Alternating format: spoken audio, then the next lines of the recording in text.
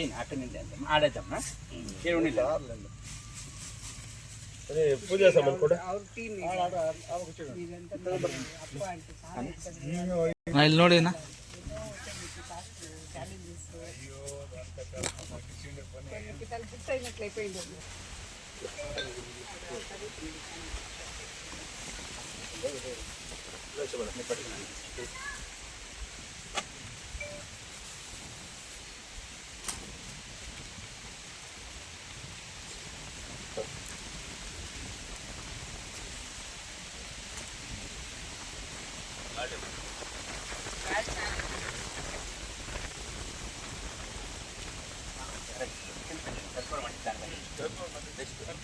అవునవును గాలి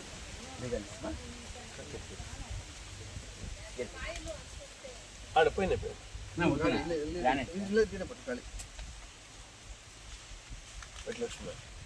అంతే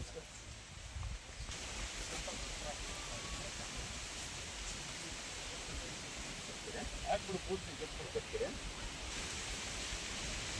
మనోళ్ళ అకౌంట్లో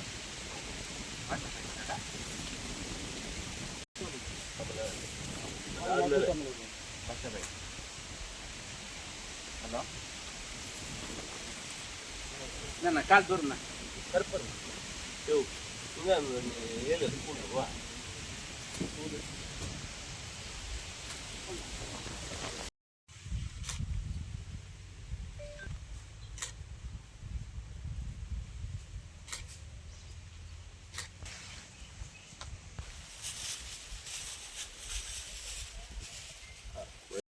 ಎಲ್ರಿಗೂ ನಮಸ್ಕಾರ.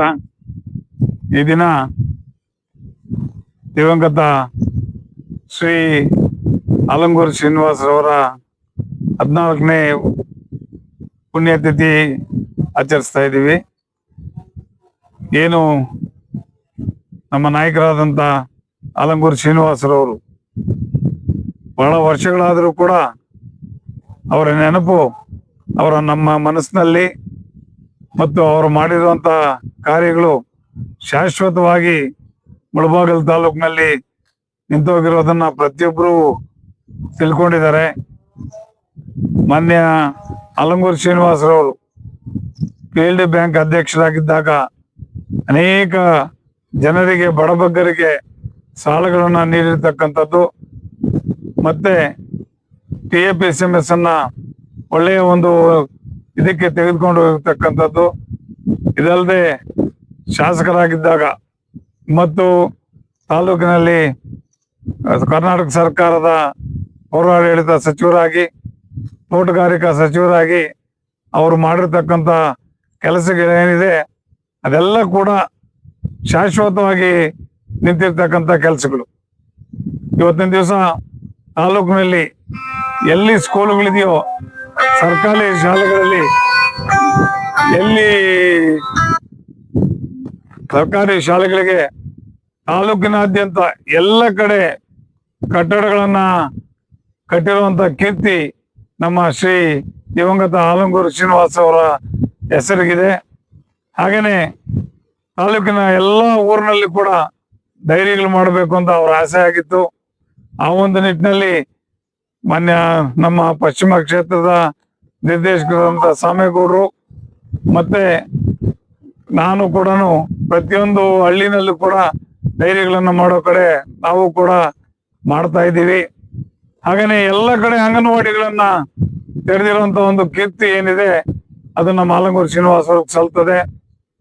ನಂತರ ಏನು ದೇವರ ಸಮುದ್ರ ಅಲ್ಲಿ ಡಿಪ್ಲೊಮಾ ಕಾಲೇಜನ್ನ ಮಾಡಿದ್ರು, ಅವರ ದೂರದೃಷ್ಟಿ ಫಲವಾಗಿ ಇವತ್ತು ಅದೊಂದು ದೊಡ್ಡ ಇನ್ಸ್ಟಿಟ್ಯೂಷನ್ ಆಗಿ ಜಿಲ್ಲೆಯ ಎಲ್ಲ ಮಕ್ಕಳಿಗೂ ಕೂಡ ಒಂದು ಓದನ್ನ ಕಲ್ಪಿಸ್ಕೊಡ್ತಾ ಇದ್ದಾರೆ ಅಂತಂದ್ರೆ ತಪ್ಪಾಗ್ಲಾರ್ದು.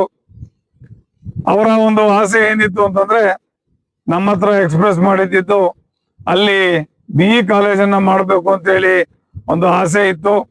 ಆದ್ರೆ ದುರದೃಷ್ಟವಶಾತ್ ಅದು ಇನ್ನೂ ಕೈಗೂಡಿಲ್ಲ.